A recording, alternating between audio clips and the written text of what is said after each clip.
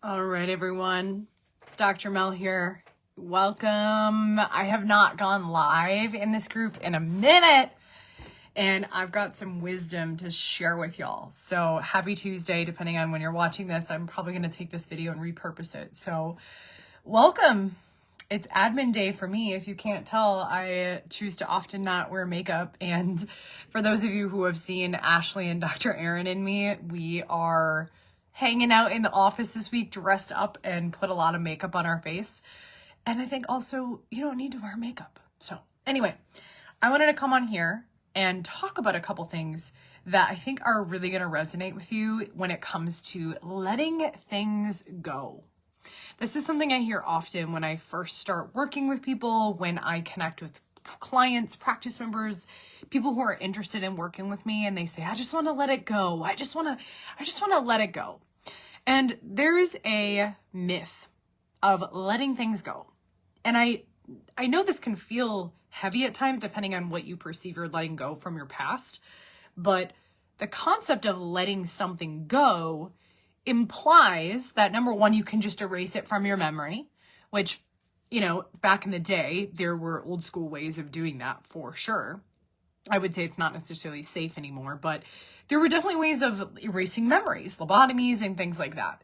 I don't recommend that nowadays. I think our technology and our medical procedures have evolved, but the concept of letting something go that you have some emotional charge around implies you either cut that part of your life out, you cut that part of your brain out, and it also implies that this thing that you want to let go, hi Heather, it implies that you still perceive it as a threat. Because if you really saw and experienced and really got to a state of gratitude, the other side of the experience from your past, because we can't really let go of our future, right? It's usually our past stuff we're talking about. If you really saw the gift in it, if you really saw how it served you, if you really saw the lesson of how it taught you, it served you, it allowed you to become who you are today. And if you love who you are, why would you want to take away your past? It really, implies that you want to remove a part of yourself and you don't love a part of yourself. You don't love a part of your journey. And it implies that you're still living from your more emotional brain, your amygdala. It implies that you still perceive it as a threat. And so I want to teach you all, and I hope a lot of you practice members watch this. I want to teach you a strategy and a methodology that I teach. I go really far in depth in my Project Lioness program on this. I wanted to give you a snippet of what you can start to look at with this.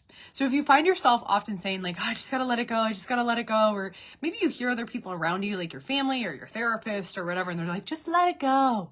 Just let it go, right? Or like if you have a tight spot on your body, this is why I tell, and I'm working on y'all, I don't say like, just let it go. Because I know that's not, like, if you could, you would. If you could let it go, you would. That's why you're seeing me. That's why you're working with me, right? So let's dispel this myth.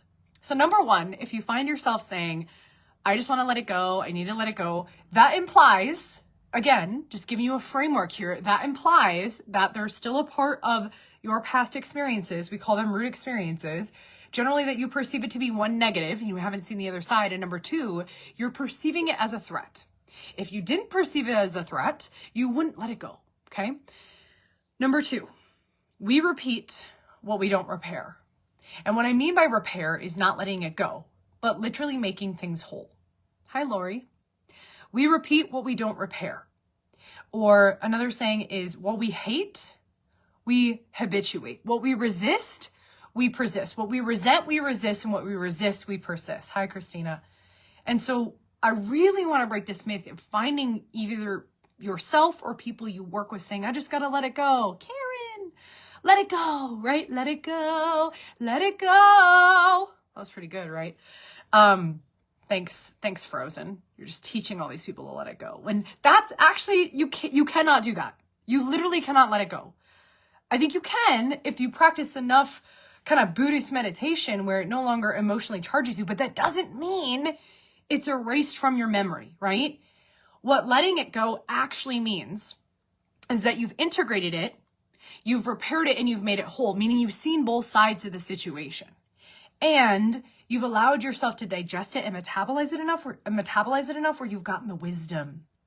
And it's become actually who you are from a place of love and gratitude and not resentment, resistance, or emotional charge. Because my friends, those emotions, guilt, shame, resentment, pride, all of that, I promise you will wreak havoc in your body. And if you're not aware of that yet, welcome to my world. You cannot have an emotion without having a physical sensation or a thought in the mind.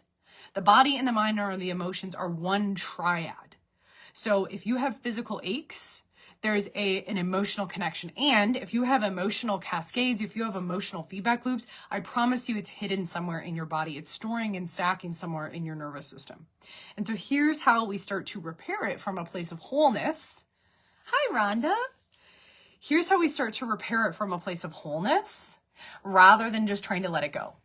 And this will save you a lot of money and it will save you a lot of time. So you can stop going to I love you therapists. This is nothing against you therapists, but I'm sure you therapists and coaches get annoyed when it's like, I just got to let it go.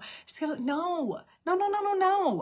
One, it's physically impossible because you're still going to have the memory of the thing, but I'm here to teach you how to dissolve the emotional charge so that you can come to a state of love and gratitude. And from a state of love and gratitude is where you transcend and where you evolve. And those things from your past aren't repeated into the future. Those things from your past actually become fuel for your transformation.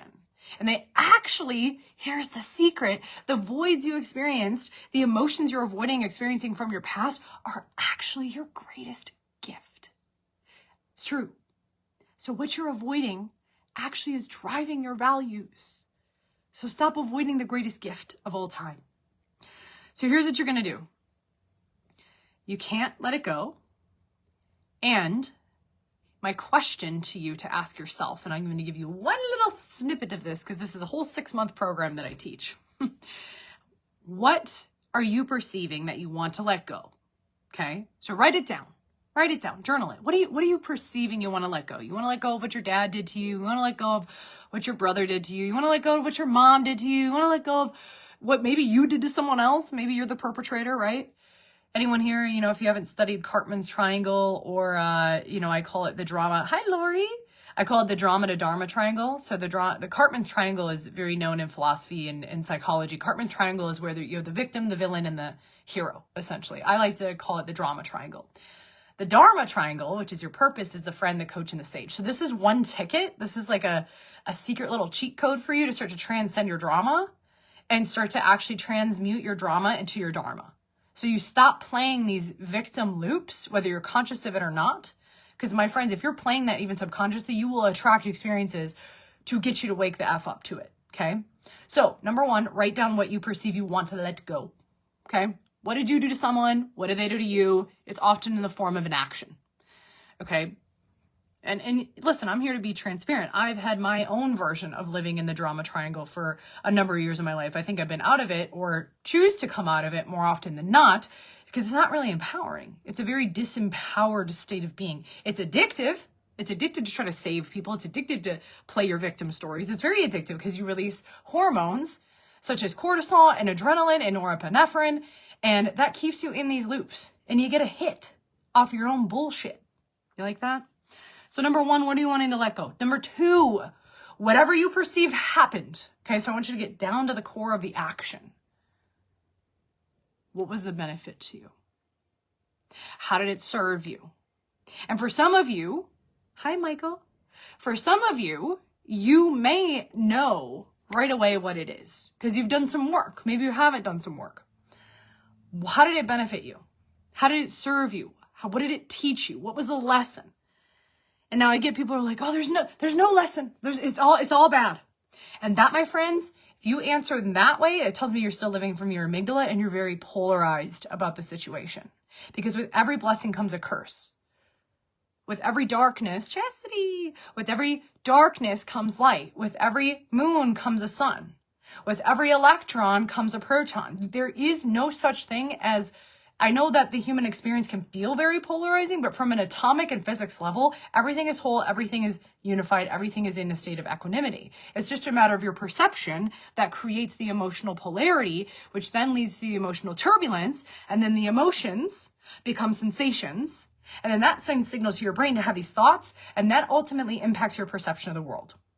And so if you perceive Something happened to you when you were younger that then you went into this victim state of this happened to me, woe is me. And I'm not saying like not to have understanding for people's experience. And I'm not saying I want these things to happen to you, but it's like a matter of when are you going to cut the BS? When are you going to end the story and actually see how that was a catalyst to your growth? You get to choose what game you want to play, right? You get to choose what pill you want to use in the matrix, red or blue. I'm here to, my mission on this planet is to help people bridge that gap. I see myself as a bridge from drama to dharma, from trauma to triumph. And some people play this game and they're super fulfilled and they're super empowered. Other people choose to stay over here and then they waste a lot of money, they waste a lot of time, and they're stuck. And there can be this perceived progress because you're seeing a lot of practitioners, you're doing a lot of things, but you're actually not making any momentum in your life. And I know I'm coming at you a little intensely today, but I am seeing this happen a lot. I'm also seeing a lot of people wake up to it, which is freaking awesome. So number one, what are you, perceiving you want to let go? Number two, go to the moment. Perceiving, what did you perceive happened? Maybe your mom stole out of your piggy bank. Maybe, your babysitter touched you inappropriately. Maybe, your business owner stole money from you. Get clear on what the action actually was. Maybe you had a partner miscommunicate with you.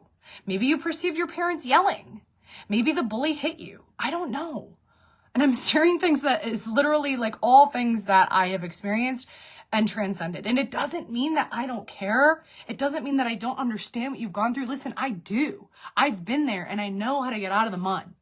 And my mission on this planet is to teach you how to do it too. So you stop playing into the story. Okay? Anyway, so that's your homework for y'all. Stop trying to let it go. Learn to love it. Learn to love what has happened for you, because it's not to you. You can't let go of your past. You just can't. It's who you are. It's ingrained in your DNA. It's ingrained in your neurology. It's ingrained in who you are. And it doesn't have to weigh you down. I think some people allow it to, but listen, it is making you who you are, empowering you, strengthening you, sharpening the sword. The reason why I'm able to do what I'm able to do today is because of my past. It doesn't hold me back. It fuels me. It inspires me towards my future. I used to think and play this game of like, this happened to me, woe is me, I can't do these things. And are there some things in relation to like how the brain responds to root experiences? Absolutely. But here's the thing. Thanks to neuroplasticity, you can absolutely recalibrate your nervous system and your neurochemistry.